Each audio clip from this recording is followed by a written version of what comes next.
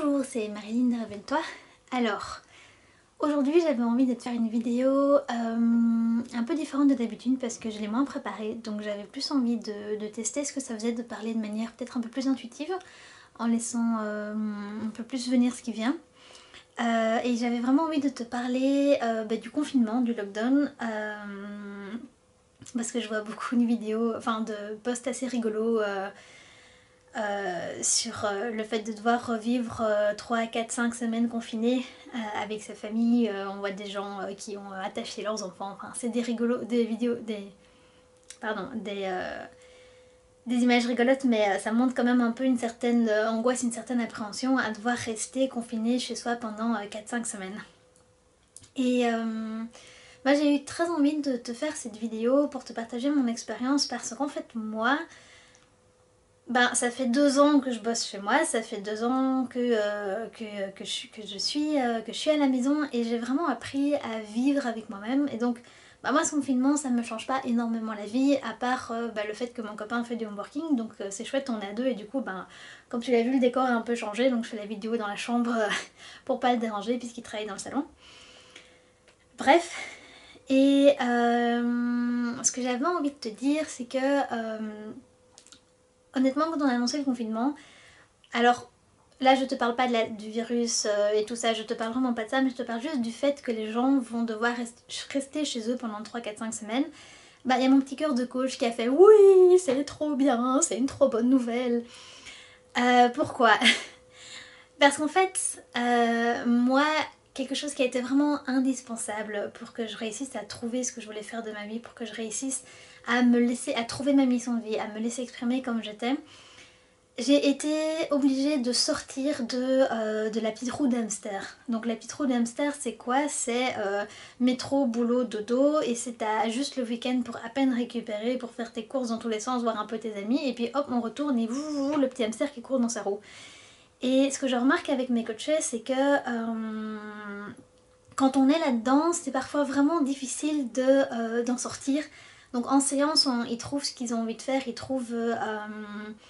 ils ont vraiment chouette énergie, enfin, ils réussissent à trouver une belle énergie, à trouver ce qu'ils ont envie de faire, mais une fois qu'ils retournent dans leur routine, ils me disent souvent waouh, c'est dur en fait, c'est dur d'en sortir. Une fois qu'on est dedans, c'est dur de se recentrer, de retrouver les belles énergies qu'on avait trouvées pendant le coaching et tout ça. Et,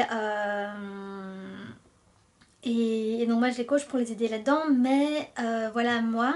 Je me souviens qu'à l'époque, donc quand j'ai commencé à travailler, donc c'était un travail qui me plaisait pas du tout, j'ai tenu 6 mois puis j'ai démissionné. Et quand j'ai démissionné, j'avais rien, je savais pas encore ce que j'allais faire. Je savais que je voulais faire du coaching après, mais je savais que je devais me former, je savais que mon prochain boulot ce serait pas encore le coaching, mais je savais pas ce que ce serait. Donc j'ai vraiment démissionné après 6 mois, sans rien, sans filet, sans emploi, sans même savoir ce que j'allais faire.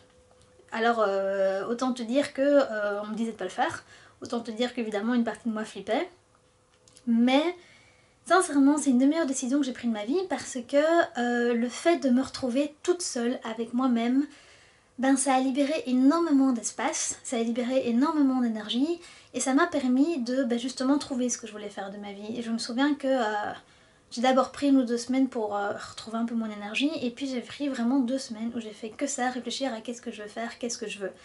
Et c'est là que j'ai vraiment mis en place l'idée ok je veux faire du coaching, je vais prendre une formation, truc machin.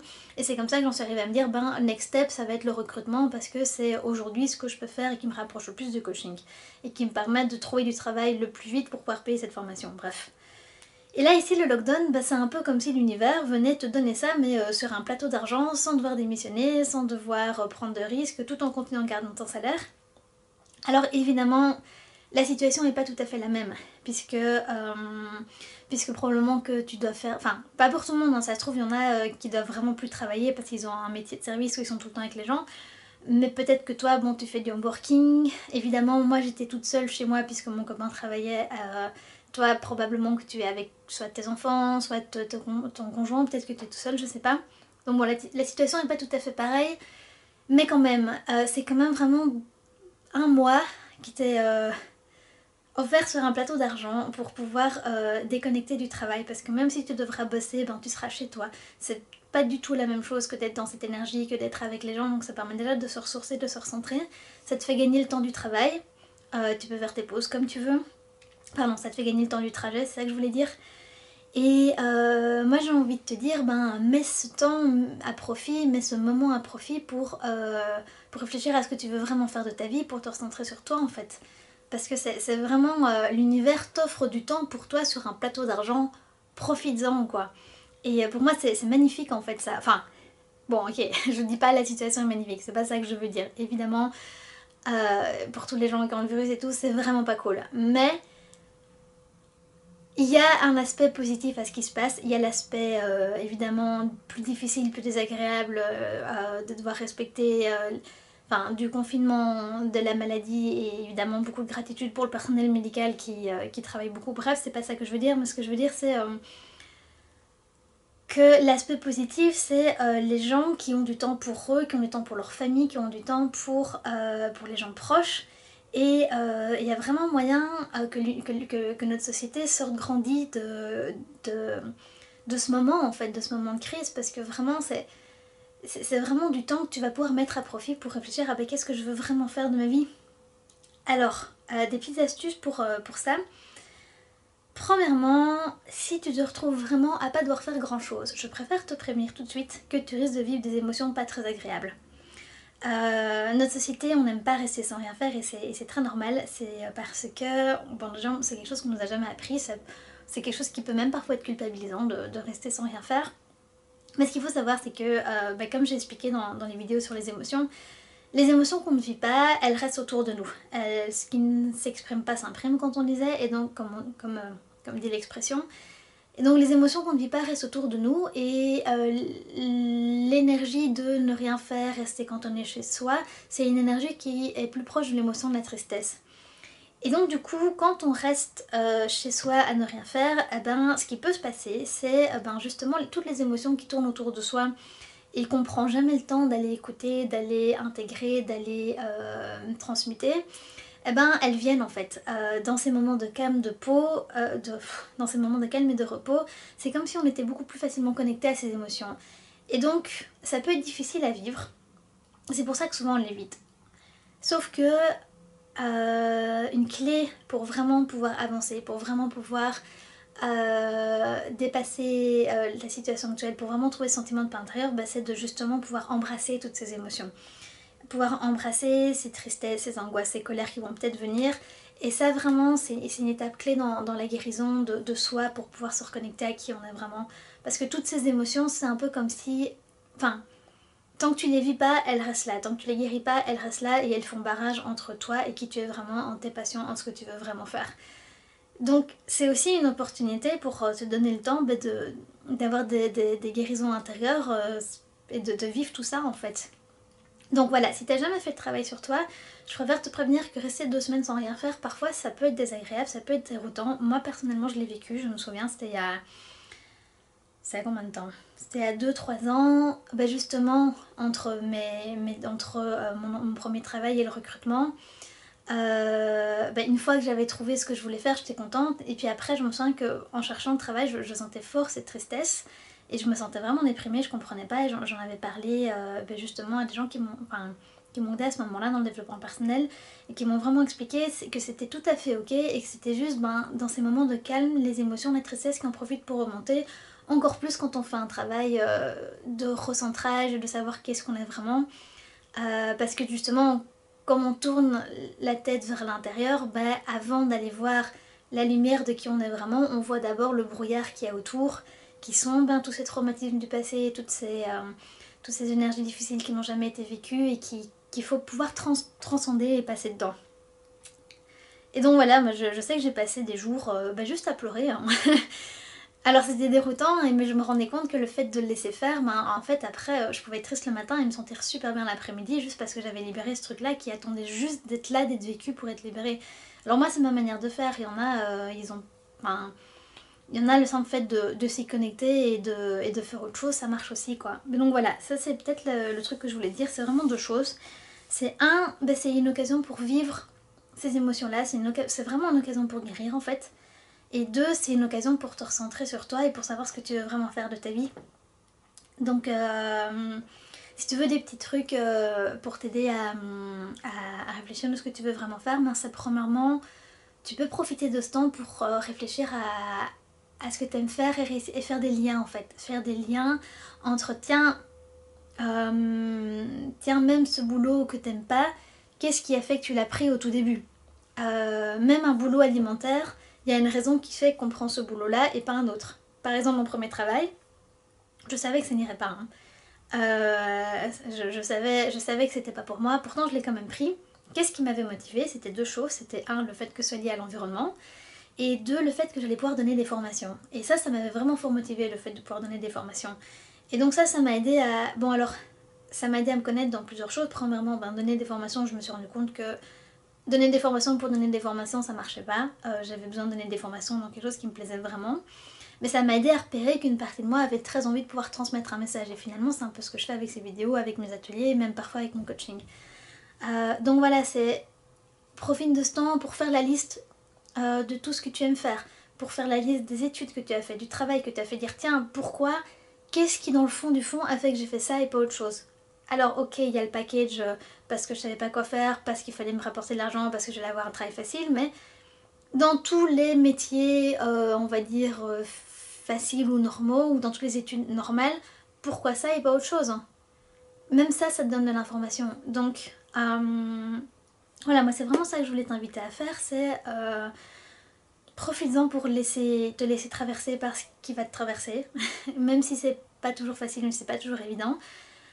Profites-en pour te recentrer sur toi, savoir ce que tu devrais vraiment faire de ta vie. Profites-en évidemment pour prendre du temps avec tes proches. Ça, moi je trouve que ça peut vraiment faire... Enfin, souvent quand on part en vacances, c'est pour... Enfin, souvent quand on a congé et quand on arrête de travailler, c'est pas pour rester chez soi, c'est pour partir en vacances. Et donc quand on part en vacances, certains oui, mais c'est pas encore le moment pour vraiment réfléchir à soi. Donc et pour passer du temps. Enfin voilà, c'est vraiment le moment de ça et aussi de passer du temps avec ses proches.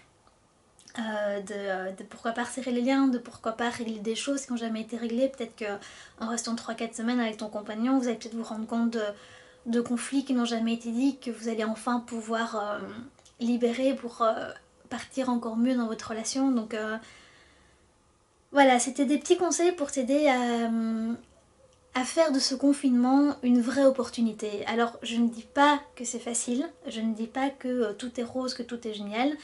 J'ai beaucoup de compassion pour les gens qui sont malades, pour leurs proches et évidemment pour le corps médical qui travaille, qui lui justement ne prend pas tout ce temps dont je te parlais. Mais c'est plutôt de se dire, puisque c'est là, autant faire une opportunité de un et de deux, moi j'ai vraiment eu besoin d'appuyer sur le bouton pause pour savoir ce que je voulais faire de ma vie. Je sais qu'il y en a qui arrivent en continuant de travailler, mais c'est vraiment plus difficile, ça prend beaucoup plus de temps. Et sincèrement, moi je me suis rendu compte après en faisant mon coaching, j'avais fait des formations sur le burn-out pour m'aider à repérer si mes coachés risquaient de faire un burn-out ou étaient en burn-out. Et je me suis rendu compte que j'étais en burn-out à mon premier travail. Je suis pas arrivée jusqu'à l'épuisement, mais si je continuais, je l'aurais fait. Et je me suis arrêtée à temps, et je suis vraiment très contente de m'être arrêtée à temps. Donc, s'arrêter, pouvoir vraiment s'arrêter, prendre du temps pour soi, c'est vraiment un cadeau. Et si l'univers te l'offre sur un plateau d'argent, t'as même pas besoin de démissionner comme moi je l'ai fait. Donc voilà, profites-en. Voilà, j'espère que cette vidéo t'a parlé. Si tu as des questions, n'hésite pas à me les poser.